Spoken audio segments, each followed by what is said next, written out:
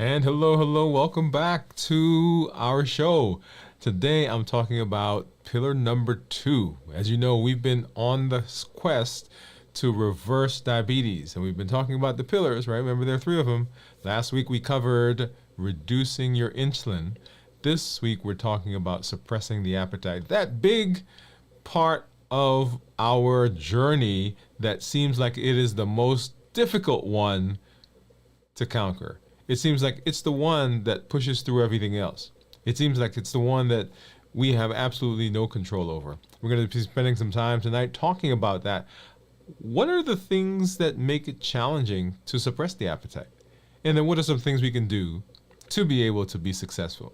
Hey, if you're new to me, I'm Dr. Dwain Woode. That's Wood with an E. The E stands for endocrinology. Here on the channel, I educate, I empower, and I encourage you to take charge of your health and your life, avoid complications, and go to the next level. And in this year, new year, new you, I'm talking to adults with type 2 diabetes who want to put their diabetes in remission, who want to get off of diabetes medications, who in fact want to reverse their diabetes. That's who we're talking about. New year, new you. I welcome you. Also, if you're new, go ahead and put new in the comments because we'd love to give you a hand clap.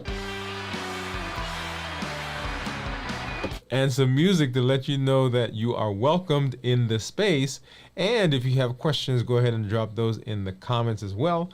Make sure you put a Q in front of them because we'd love to get to them as we get into the evening. Yeah. That's what we're doing. That's what we're doing, y'all. And as you know, as I do on I've got my monitors that we're going to take a look at here in just a minute, right? So I've got those over here. I've got my Keto Mojo and my Contour. And then right below, you'll see my Dexcom Clarity report, which we'll take a look at here in just a minute as we get into the rest of the show and into the evening. But tonight we're talking about the pillars, right? Pillars. Pillar number 2 is what we're dealing with. That is suppressing the appetite, decreasing insulin, suppressing the appetite, and then of course reduce sugar. And those are the pillars. Those are the pillars that we use. And tonight we're going to be talking about at least one of them. All right. So if you've not already done so, go ahead and make sure that you get back to our show from last week, where we actually talked about the pillars or talked about the pillars in general, and then we went into pillar number 1. You want to make sure that you watch that, and then come on back. Well, don't leave now. Right? Watch that after the show, and then come on back, and we'll continue working through that. Now, this description or this show that we're doing tonight has a lot of components. So what we may end up doing is actually come back and do a part 2. Right? Because of the things that we do, of the things that we need to do, suppressing the appetite seems to be the one where most people will have challenges. And so we're going to spend some time going through that tonight. And then, like I said, we'll probably come back and do a part 2 and maybe even a part 3. But hey, we'll see where that goes. And just some shout outs to see Teresa's out there. Hey, Teresa. She says, hey, doctor and everyone. Teresa, glad that you're there. If you are out there right now and you don't see someone that you invited, go ahead and let them know that we are here in the space and that we want to make sure that they are here and that they are able to do and be part of us. Now, a couple of things, a couple of housekeeping things. We are currently not streaming to Twitter or X, and we're currently not streaming to Instagram. And that's because both of those have, Twitter recently has changed some of what they do and how they do it. And then, of course, Instagram is a little interesting in the way it did it. And we did that for a while. And so right now we are not doing that. So all the other platforms, YouTube, Facebook, LinkedIn, Facebook groups, you can still see us there and be part of what we do. Okay, awesome. And then Teresa is saying, I remember to hit and like the like button. Yes, definitely. Okay, so let's hop over and let's go ahead and let's take a look at some numbers, right? I want to make sure that we are able to do that. Let me do one thing and get my monitor back up. See if we get that to pull. There we are. All right. So first, I want to take a look at my. I want to take a look at what my showing. So let's pop over and take a look at that. And you see there right now that my Libre is saying that my blood sugar is 97, and you'll see that right there above, right next to my head. And if we look at the graph that's down below, you'll see that for most of today, it's either been straddling right about 150, and then as the day went on and down and came down, down to 97, which is what it is right now. And just to give you some perspective, right now, so I started fasting last night. Well, that's an interesting story. So last night, my plan was to start fasting at 5 o'clock, which I said, okay, I fasted at 5 o'clock. And then I'm sitting watching movies with my son, right? We're watching, he just discovered Back to the Future. So we watched the first one, then we watched the second one, and we're getting late into evening and close to the end. And I like automatically got up and went to the kitchen and got something and ate it. And my brain didn't say to me, hey, wait a minute, you're fasting. So this was about maybe 11 o'clock. So I had started fasting at 5. So now we were 6 hours in, so 11 o'clock. So anyway, so I restarted the fast last night, and officially I'm saying I started the fast at midnight. So midnight from last night to 12 today, that would give us 12 hours. And then, so right now we're about 19 hours total, okay? And so that just goes to show that, right, that thing that happens, remember the heat model, we automatically do things. Anyway, so that's my Libre, and then if I take a look at my Dexcom, you'll see that says 113. And then let's go ahead and take a look at what my other monitors are saying. So I've got the Keto Mojo, and then I've got the Contour. So let's go ahead and do that. And while I do that, I do see another one of our community members, Steve. Hey man, how are you? Steve says hello. Actually, let me get this in Contour. Get that one in there. And let me go ahead and I'm going to pop Steve's question on right there across this one. There you go. See, Steve, you get a special space right there across the monitors. All right. And then, so the Keto Mojo gives me both a blood sugar and ketones. So let's go ahead and we're going to start out with the blood sugar. See what that is. And if you think you know what my ketones are, go ahead and pop those in. All right, and then let's get one of these trusty. Oh, and I've been telling you guys that these guys come in different colors. So these are the test strips. Not strep strip, but the lancets. So here's one that is white with a purple top, and that's the one that we've been using. And then here is one that's purple with a white top. So let's go ahead and use the purple with the white top because we've been using the other ones so far. So let's go ahead and grab that out. And once again, this is a spring-loaded one. You hit the little lever, and then the lancet comes out. So let's go ahead and I'm going to make sure I'm going to actually use a different finger tonight. Okay, so you should have heard that little click. And there is our little drop of blood. That's my Keto Mojo. We get the blood sugar going. Here's my Contour. Blood sugar going there as well. So 112 for the Keto Mojo. On the screen also you see the Dexcom. That's 113.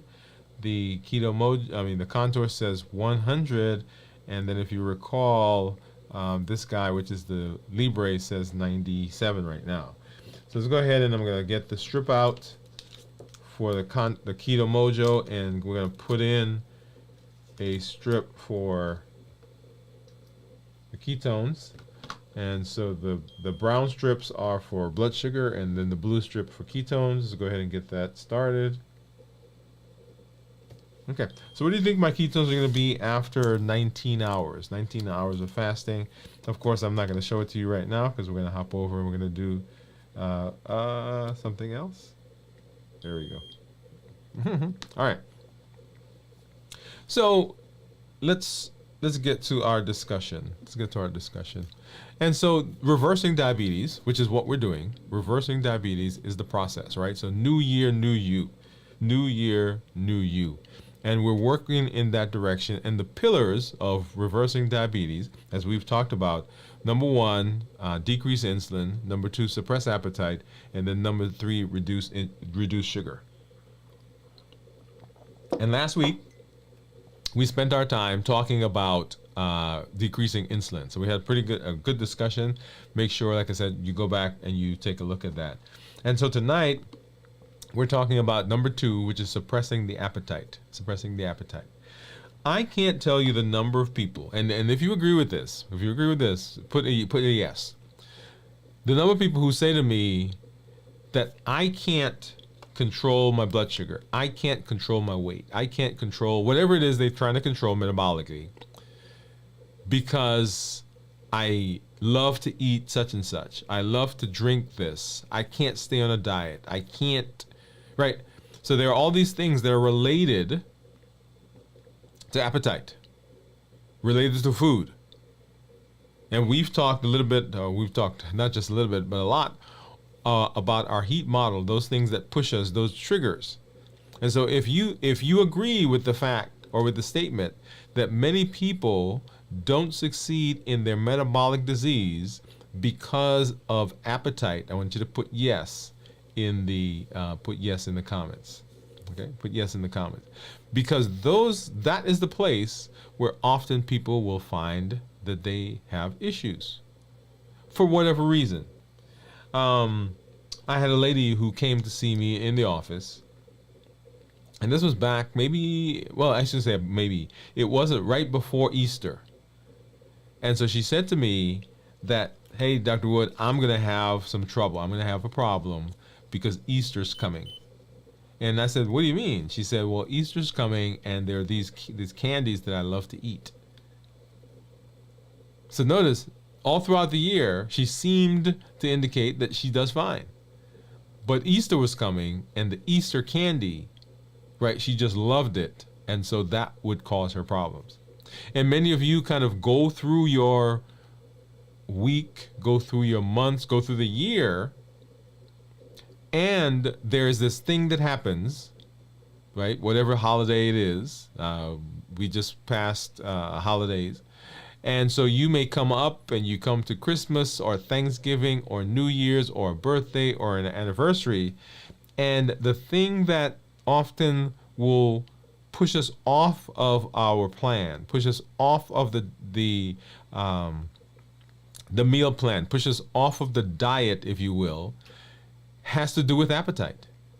And so if for some reason or if somehow we're able to suppress the appetite, then there would be a lot of success. But it's just that thing in our head, in our mind, that pushes us in that direction. So tonight we're going to talk about pillar number two, suppressing the appetite. And often the foods that we have cause something in us.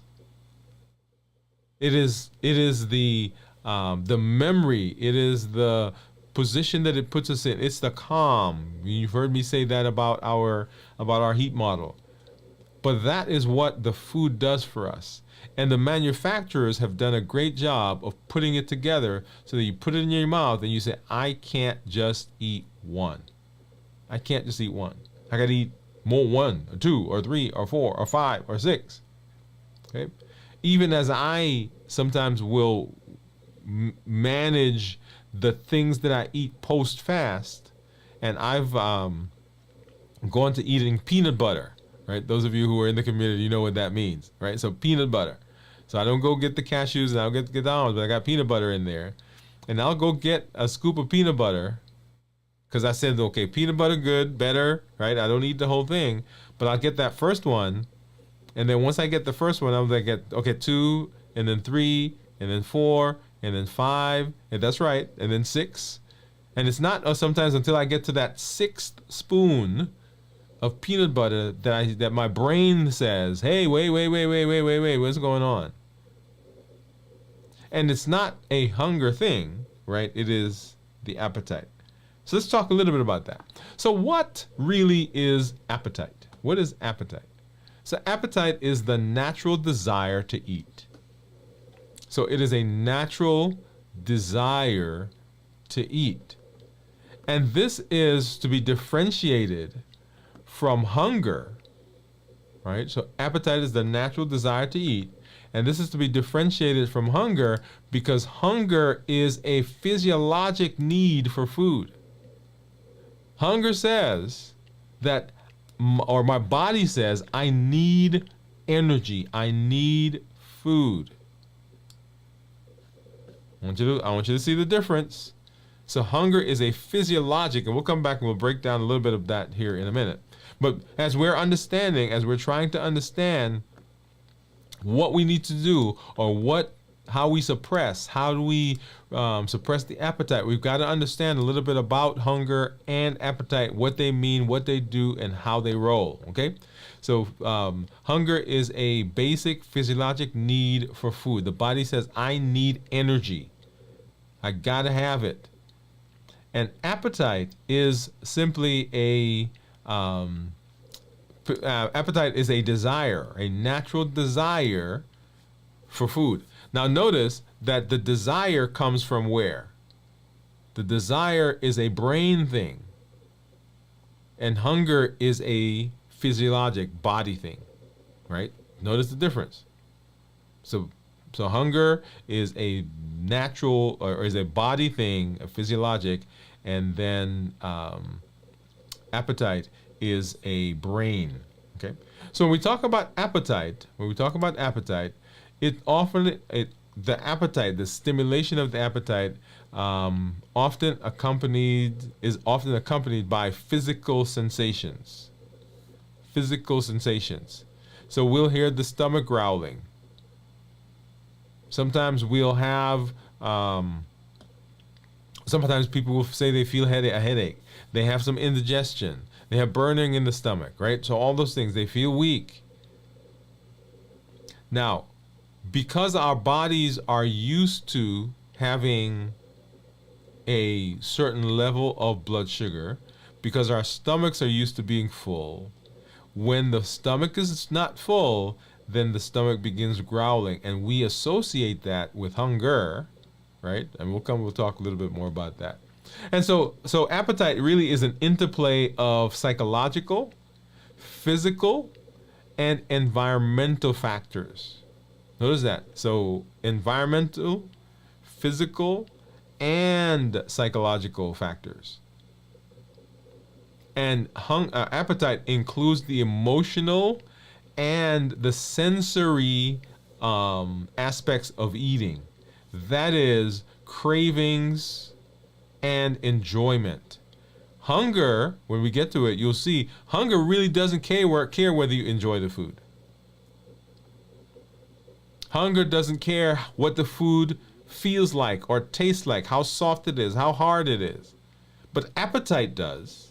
Because appetite says, man, you remember that time when we went to that place and we had that thing and we felt this way? And you remember how, hey, have I ever told you about my experience with juice? All right. Have I ever told you the experience with juice? Look, when I, and I bet you if I do it right now, same thing, right? I lost my mind. So when I drink juice and soda, let's start with soda because that's an easy one to understand. When I drink soda, when those bubbles hit the back of my throat and I get that burn, I get that sensation, it's like there's this calm that comes over me. And I will keep drinking until I get the burn. And as long as the burn doesn't come, I keep drinking. When I drink juice, I remember a friend of mine was over and he was sitting in the kitchen. And I got up and I went to the refrigerator and got some juice, poured it in a glass, and I was on my way back and I stopped just as I was coming out of the kitchen by the, we got a little island there. Stopped just as I was coming out and I started drinking. And it was like I was taken somewhere, like I was transported somewhere. And so when I was finished, I put the glass in the sink and I came and I sat down, and he said to me, right? He said, I have never seen anybody have an experience with juice like you just had. Because it was transcendental, y'all. Okay?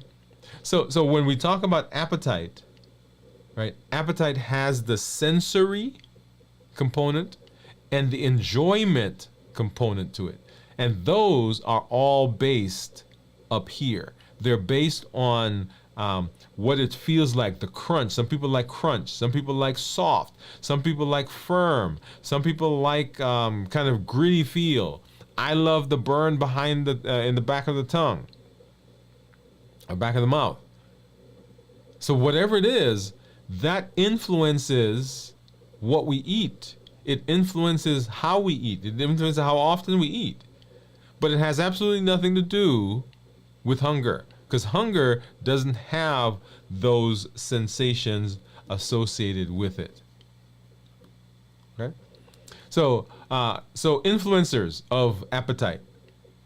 Appetite is influenced by an internal signal like hormones, nutrients, and an external cue like the sight and the smell of food.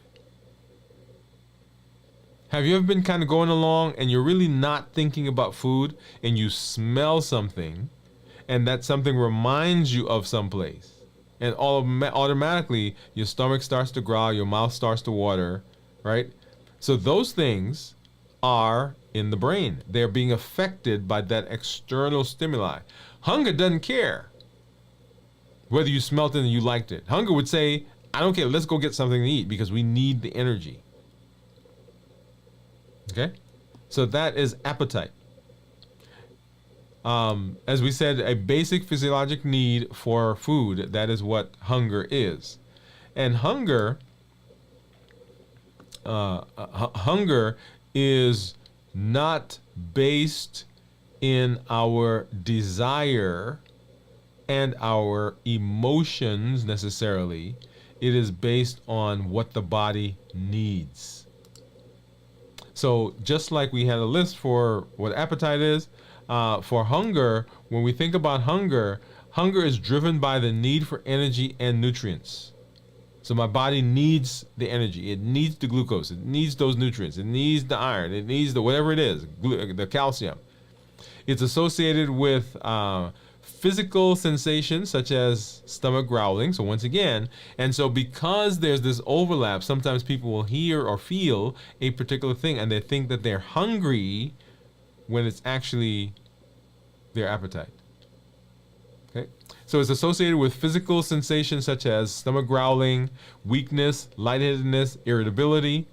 I think I mentioned to you a couple weeks ago that I was fasting, and one of my team members said I was more irritable. Right? It's regulated by interactions between the brain, the digestive system, and hormones.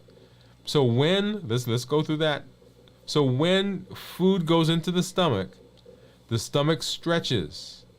When the stomach stretches, it sends a signal to the brain, right? Leptin is produced, and leptin says, hey, I'm full. Right? Because the body says it just needs enough, right? Because it's assuming that if I'm full, if my stomach is full, then I've put in enough food that I can get energy from.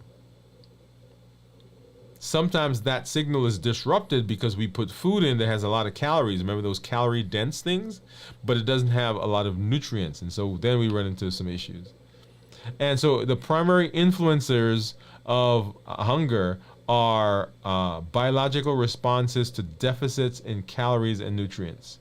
So when the amount of calories goes down and you need nutrients, the body says, hey, let's go eat. It doesn't care that Aunt Sue made her best apple pie or dressing, or that it's Christmas or it's your birthday. Hunger doesn't care about that. It just says, I need energy. Let's go find some energy. Okay. All right. So why is regulating appetite so challenging? And there are lots of reasons. We're going to run through these quickly. And like I said, we'll probably come back and do a part 2 of this. But number 1, hormonal and physiologic factors. Hormonal and physiologic factors. So hormones such as ghrelin, leptin, and insulin, like I just mentioned, and cortisol interact to control hunger and satiety. So when ghrelin is high, leptin is low, right? So ghrelin, growl, that's the hunger hormone, and leptin is the satiety hormone. So when ghrelin is low, that means that you're not hungry, and then leptin is usually up because leptin says I'm full, I'm not hungry, so my hunger hormone is down and my satiety hormone is up. Insulin, on the other hand, when I eat food, right, the body absorbs the food, and then over time, as the food is digested and absorbed, my blood sugar begins going down, and as the blood sugar goes down, then insulin level goes down as well. So insulin is the storage hormone. So insulin says, let's use, or let's store the energy. So insulin can also affect ghrelin and leptin. So when insulin is high, it makes you hungry. It stimulates ghrelin. So that's why when you have you ever had this happen to you? Right? I want you to think about this. So you're going along, you folks who are in our community who fasted, or even if you haven't fasted, you've just been doing something good. I mean, that day you decided I'm not going to eat, or you got busy and you didn't eat. And you didn't think about food, and then somebody gave you a piece of candy, they gave you a cookie, a cracker, some juice. And the moment that your body absorbs the energy or the sugar, the glucose, from whatever that thing you ate, all of a sudden you wanted more. Why is that the case? It's because the spike in blood sugar causes the insulin to come out. When the insulin comes out, it stimulates ghrelin, and you got hungrier. So all day, you didn't have anything, and so not an issue. But the moment we had a spike in blood sugar, insulin comes out, insulin makes us hungry. All right, see that cascade? And so when we talk about hunger, there are hormonal and physiologic factors that can influence it. Any disruption in these hormonal or physiologic factors can cause it to be challenging to manage and balance your appetite. And so here we're talking about ghrelin, leptin, insulin, and cortisol. Cortisol is the go find me energy hormone. So cortisol is part of that stress response. So when cortisol comes out, right, when you get stressed, cortisol comes out and epinephrine comes out. Cortisol's job is to go around the body and find energy in the form of sugar. And then epinephrine gets your body ready to use it. So the combination of them is what causes the issues that we see when it comes to appetite. Because here's this sugar and the body is now getting ready to use it, right? So those two things together can cause appetite stimulation.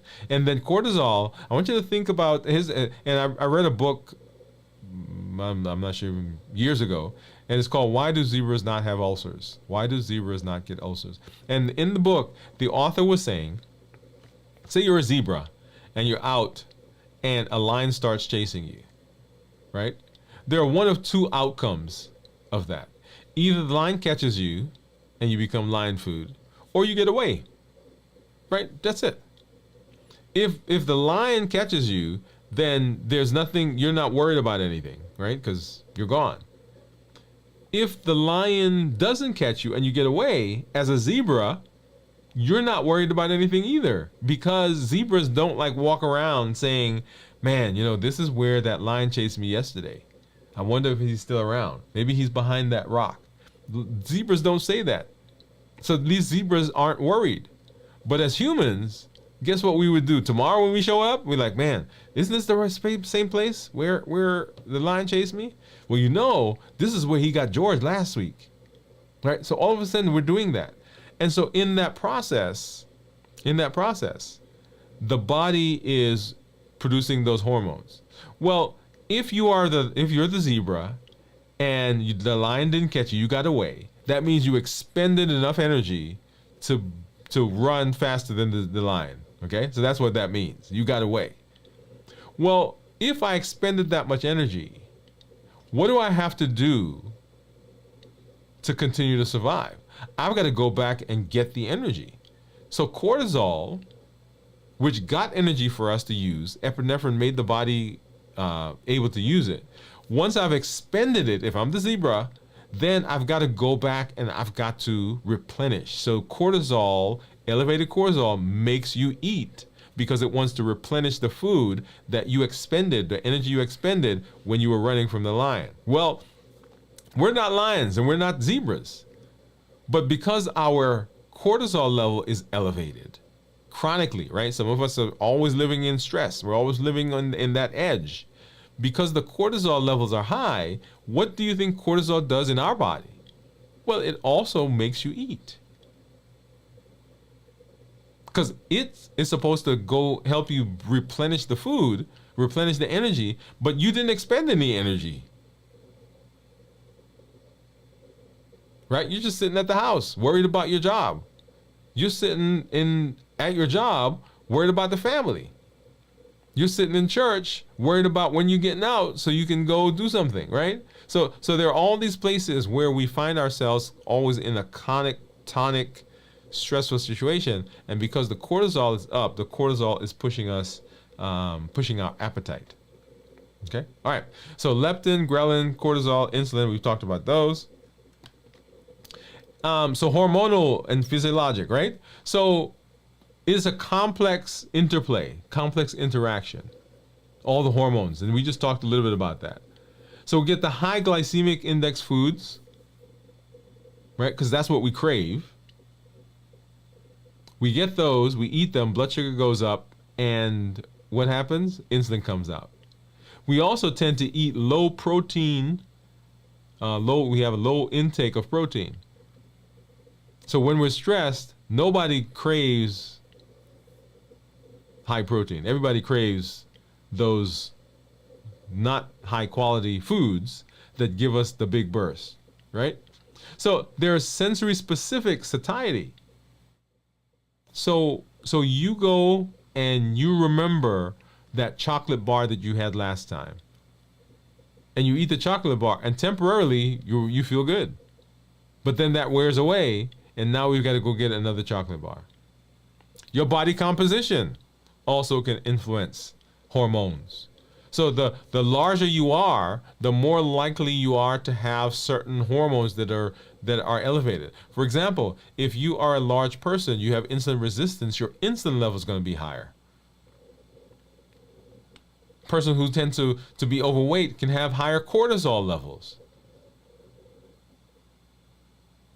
Right? So your body composition, the body habitus, which is why we talk about the toned person, the person who is not necessarily in the gym, but they're toned, because those toned muscles burn calories, and they don't predispose us to having elevated cortisol and or insulin levels, right?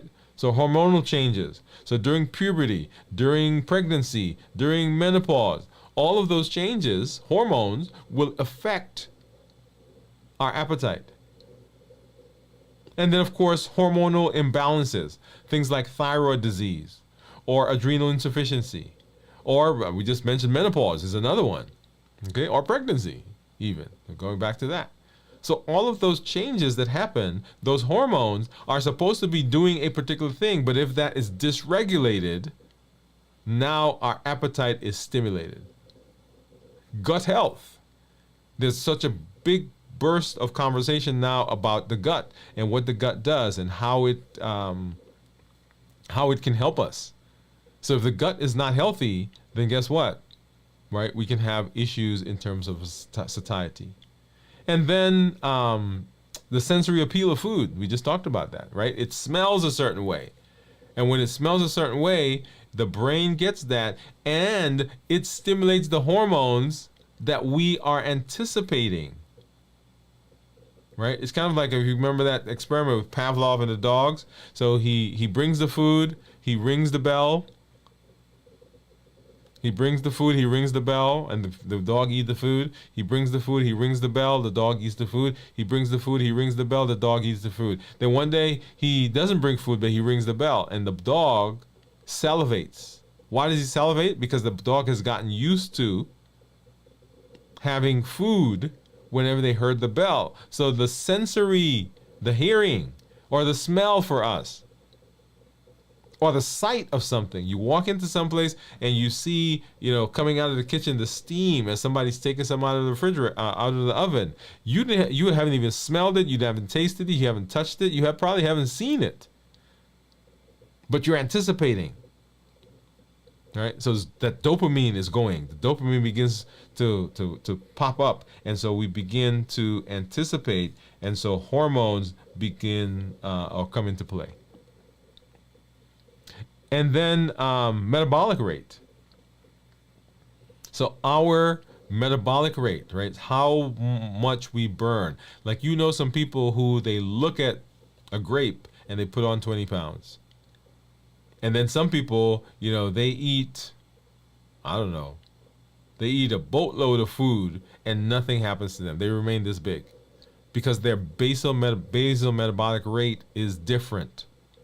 And those are all regulated by hormones. And that all can have an impact on your appetite. And then there are emotional and psychological factors, okay? And we've talked about this, right? Because this is part of the heat model. So stress, boredom, sadness, other emotional states can lead to overeating and poor appetite control. That's why we go through the heat model, because the heat model says that those emotions, if we allow them to get too high, right? So don't get too happy, angry, lonely, tired, and all the other things. If we can let them get too high, they will plow through, they will crash through our thoughts, desires, and plans. So anxiety, fatigue, and even happiness, because it doesn't have to be, quote unquote, a negative emotion. It's just an emotion that we have not quite learned yet how to harness. That's why emotional intelligence is such a big thing. So emotions and psychological issues, right? So emotional eating, that's a big thing, big deal. I'll tell you, it's a big deal for me.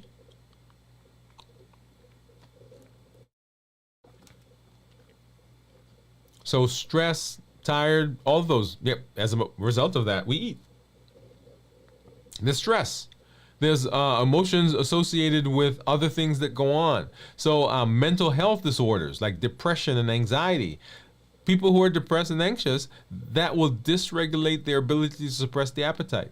So remember what we're talking about, right? So pillar number 2 is suppress the appetite. So all of these things are factors that influence the ability to suppress the appetite, whether it stimulates it or it dysregulates our ability. So we're talking about challenges. Why is it so difficult? Why is it so challenging to control the appetite? Emotional triggers. Once again, the heat model. Eating disorders, anorexia, bulimia, binge eating. Right? So one of the things to be careful of for those of you who are in the community is the fasting, right? Because when we fast, there's this period of not eating. And so if we're not careful, then we begin binging after the fast. So binge eating. And then coping strategies. If we have not learned good coping strategies, then that can cause issues for us as well. So remember, we're talking about suppressing the appetite, pillar number 2, and these are things that are challenges, why it's challenging to be able to manage our appetite.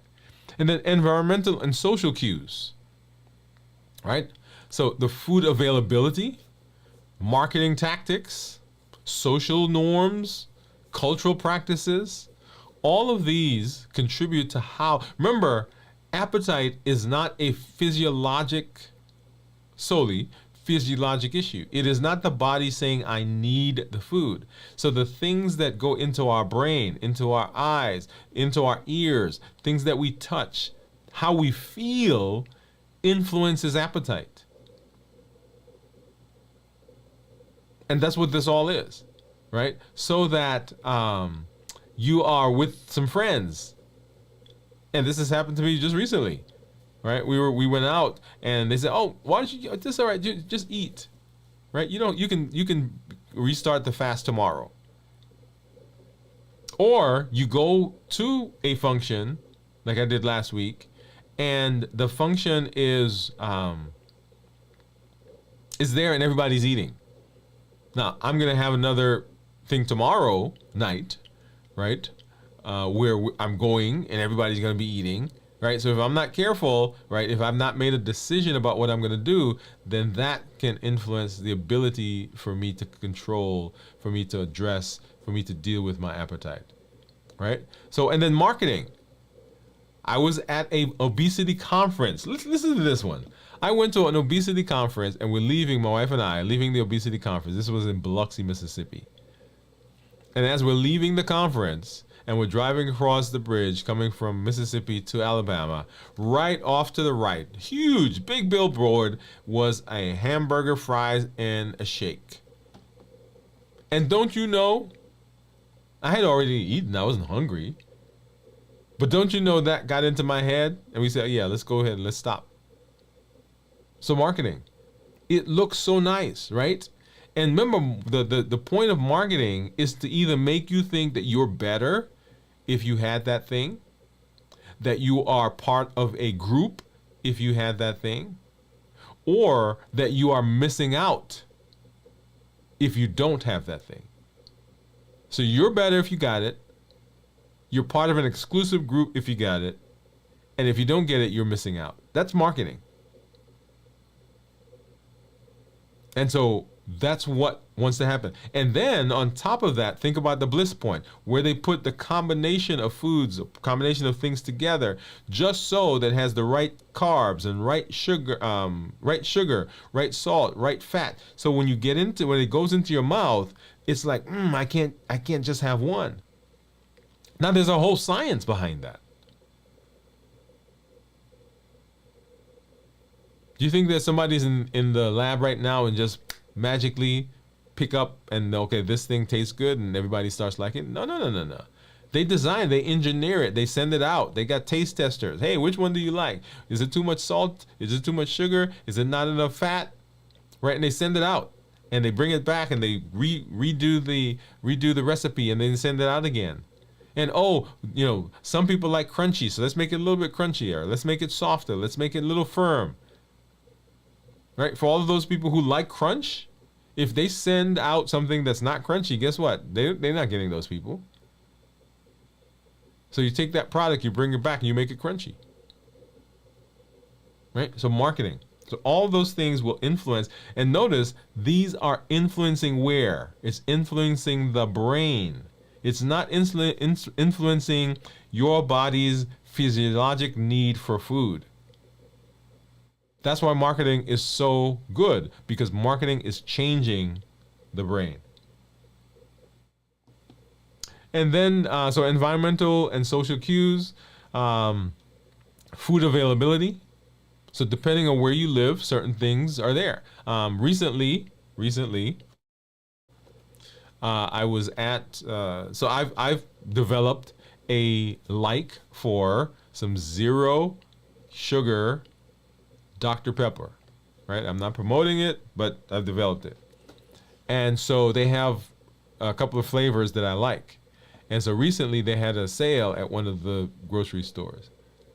And I had somebody get me some of the Dr. Pepper. And I think, and I when I told him, I think it was buy two get three free. I would never have walked into the store and bought 5 cases of this zero Dr. Pepper. But they had the strawberry one, they had the cream soda one, I think they got a coconut one, they got a cherry one, but I would never have walked in and got it. But it's on sale, it's available. And so I called them up and said, hey, can you get me 5? As a matter of fact, I just finished the last one yesterday.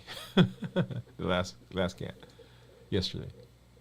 All right, so marketing, food availability. When we talk about healthy foods, food deserts. If you don't have access to certain foods, you eat the food that's there, and the food that's there tend to be high carb, highly processed. And what that does is it stimulates it gets a spike in blood sugar. Blood sugar goes up, stimulates insulin. Insulin goes away, or insulin comes out, and then there it is. Okay. So access, peer pressure. We've talked about that before. Peer comparison. That's the marketing. Marketing says that I'm better if I have it. All right, I'm better than her if I have it. And I'm part of the group if I have it. Have you ever seen car commercials or go to car shows? Or actually lots of different things. You look in the magazines and there's this woman laying across the car. What does she have to do with a car? But it's you are better. Right? You can be with this person. You can look like this if you have it. Right? That is marketing. Marketing. And then diet and nutrition. So your dietary habits will also play into your nutritional. Let me back up. Your dietary habits will play into how well you can control your appetite. Again, because the types of foods you eat, if you don't eat enough protein, if you eat the low quality food, if you eat foods that are full of carbs, if you eat food that is highly refined, then it's going to be a lot more challenging to suppress the appetite because your body is expecting that. You're getting the spikes. The hormones are flowing at that point. Right? So balanced, nutrient dense, portion controlled, and timing. Very important in how we are able to manage and how we're able to suppress the appetite. So lack of nutritional education is another place where people can fall down. Because if you don't know, if you don't understand, like we on the show, we've talked about retrogradation, and so many people have sent me messages or asked me in the office, hey, tell me about this retrogradation. Tell me about the ability to combine different foods. Tell me about the ability of the body to blunt the rise in blood sugar if I eat some fat paired with the carb. But if you don't know that, right, it's not something that's in your wheelhouse. High fiber. Right? So if you're not eating a lot of fiber, then it's going to be difficult to manage and to suppress the appetite. Right? We talked about protein intake. Artificial sweeteners. Right? That's one that I've got to put my hand up that I struggle with. So I drink things that have artificial sweeteners. And I can usually tell when I started drinking them. Or if I'm not drinking them, my wife can tell when I start drinking them again. Because guess what? I'm hungrier. Because they stimulate those same receptors. They stimulate the same hormones to come out. The cooking methods that we use, right? So we've talked at length about cooking, and when we cook things, and when we cook things, and when we process things, right? For instance, you take a fruit and you put it in a blender. You're making a smoothie. Great idea, except when you do that, you have just pulverized all the fiber that's in there. So when you eat that, the fiber is not there or is not sufficient enough so that all of the carbs that is in that juice goes into your body. So we get that big spike. Or we cook things and we cook them so much that we basically denature the proteins and denature the fiber. So when we eat it now, there is no fiber ability to help us with the blood sugar spikes. And so when we get the blood sugar spikes, insulin comes out, appetite gets stimulated. And when insulin comes out, insulin stimulates ghrelin. And then, of course, the taste of the food, right? So the taste of the food, and we just talked about that when we talked about the bliss point. And then, of course, convenience of foods, very important. Because if the food is just readily available, then guess what? That's what you're going to eat. And your ability to suppress the appetite, doesn't work. Okay. So that's nutrition.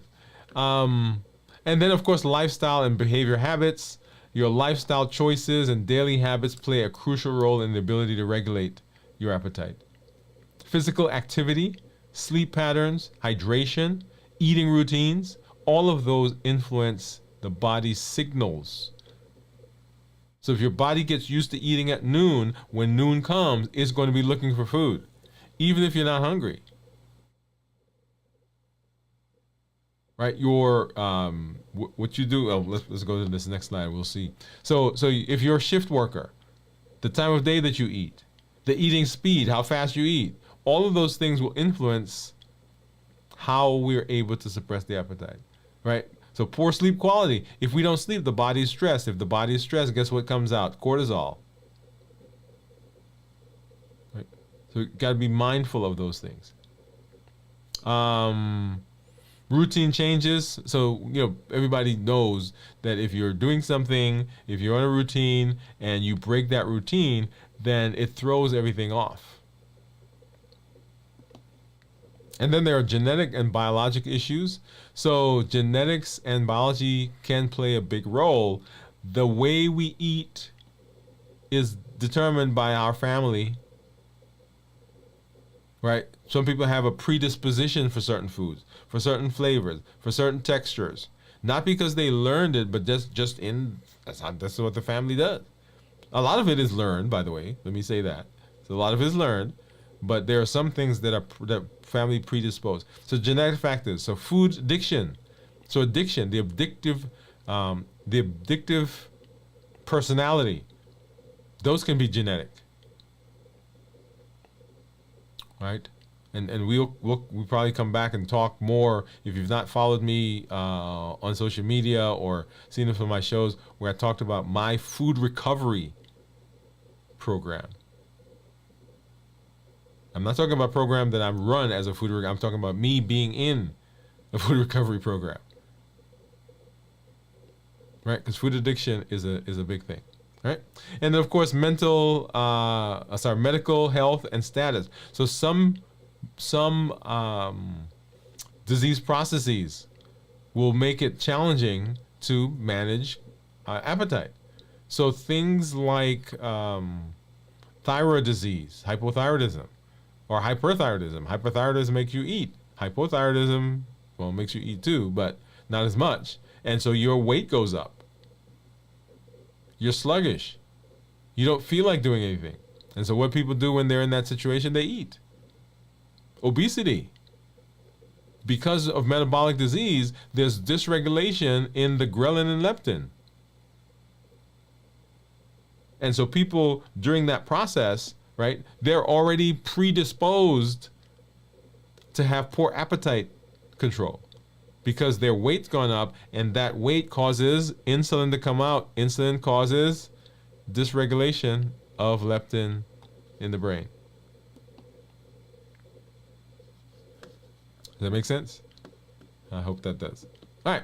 And then, y'all, so medical status, and we've talked about that. Diabetes, also chronic illnesses, obesity, your health beliefs, right? So families believe certain things. Those will influence. Dietary restrictions. If you have a disease process where you can't eat that much protein, then guess what? If you're not eating protein, most people will eat more carbs and fat. Okay, and then economic and accessibility. We talked a little bit about this. So if you are not able to afford certain things, then you eat what's available, and those things have a direct influence on what happens and what you do. Yep. And so economic factors like money, food security, food insecurity, economic constraints, transportation. So if you can't get there, guess what? That's it. And then, of course, food deserts. Okay, so like I said, guys, this is gonna have to be a part two, right? Because we're gonna talk a little bit about this model and talk a little bit about that. But we're gonna come back and do a deep dive into the things that we can do to begin now to work on suppressing appetite. So this was kind of understanding what are the things that cause it to be challenging for us to be able to manage our appetite. So what are those things? And so that's what we just went through. And like I said, we're going to need to come back and we're going to need to do more so that we can spend time talking about well, what are the things now that we understand, what are the things that we can do to be able to harness this, right? Because remember, we're talking about the three pillars. Pillar number one was suppress the decrease insulin. Number two, suppress the appetite. And then number three is going to be, or is, I shouldn't say going to be, but is reduce sugar. And so what causes us to have difficulty with regulating appetite? And there they are, right? So hormonal and physiologic factors, emotional and psychological factors, environmental and social cues, diet and nutrition, lifestyle and behavior and habits, our genetics, medical and health status, and then our economics and availability of the things that we want to eat. That's it. That's it right there. And so we're going to come back and we're going to do a discussion on, okay, now what do we do?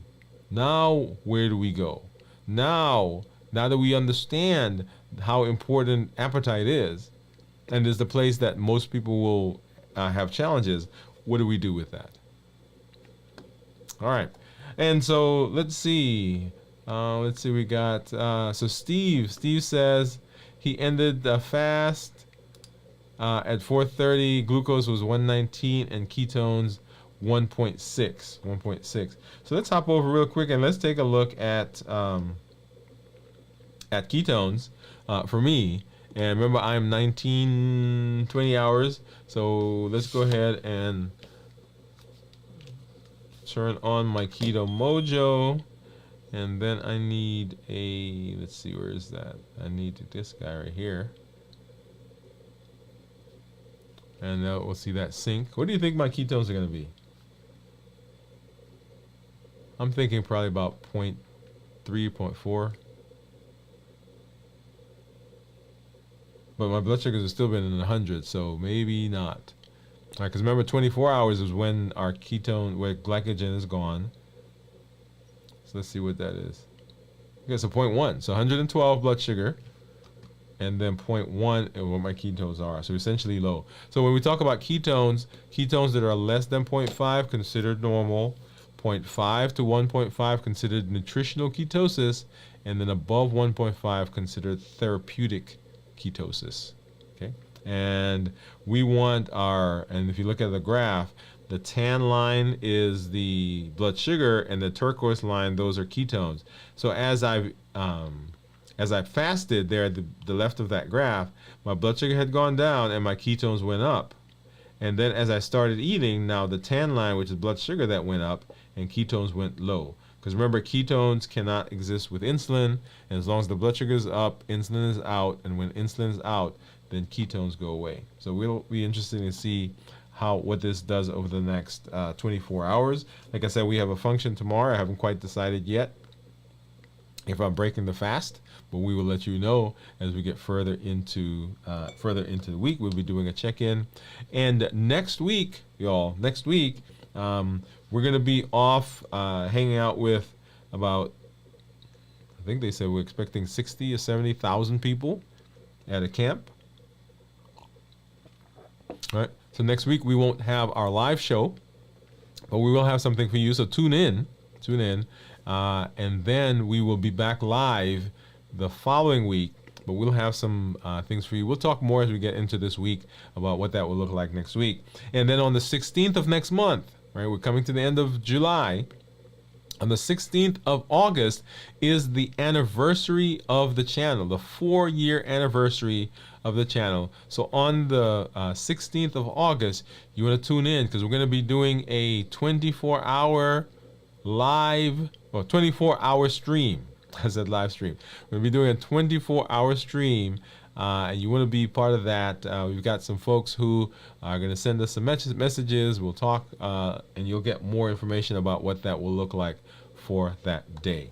All right. So all that we do is with the intention of reversing diabetes and to make you healthier.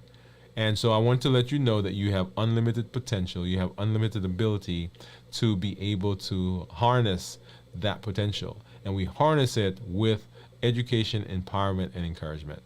Here on the channel, that's what we do. That's the Triple E formula for success. And we educate with the shows that we do, the podcasts, the blogs. We empower with the tools that we teach, right? All those skills that we're learning to put that into practice. And then we encourage with the community that you are a part of, the community that you are helping to build. Our call to action to you is this. Join the challenges. Every month we have a channel. So come on. Go back and watch those. We go over those. In fact, we posted some of the highlights today on the channel. Go back and watch that. You'll see the platform that we're using. Join those. Those are the ability for you to be able to put into practice the things that we learn. We empower with the tools, right? The tools that we're learning, emotional intelligence, the HEAT model, how to put together a meal, how to look at your medication, how to exercise, the benefit of exercise. Today we're talking about the pillar number 2 of the 3 pillars of reversing diabetes. All those are tools that you can use to be able to reverse diabetes. And then join, invite a friend. Don't keep this to yourself. Invite someone to come alongside with us as we move through the process. As always, I am excited to be here, and I always say that this is Dr. Dwain Woode. That's Wood with an E. The E stands for endocrinology. Let me do that again. This is Dr. Dwain Woode. That's Wood with an E. The E stands for endocrinology. Here on the channel, I educate, I empower, and I encourage you to take charge of your health in your life, avoid complications, and go to the next level. And in this year, new year, new you. Good night, everyone. We'll see you at a check-in later this week. We'll see you Sunday morning for this week in review. And then next week, pay attention. Come on to the channel. We'll have a special show for you as we are out hanging out with some kids camping, but not forgetting about you here. But thank you for coming through. Have a good night, everybody. Good night.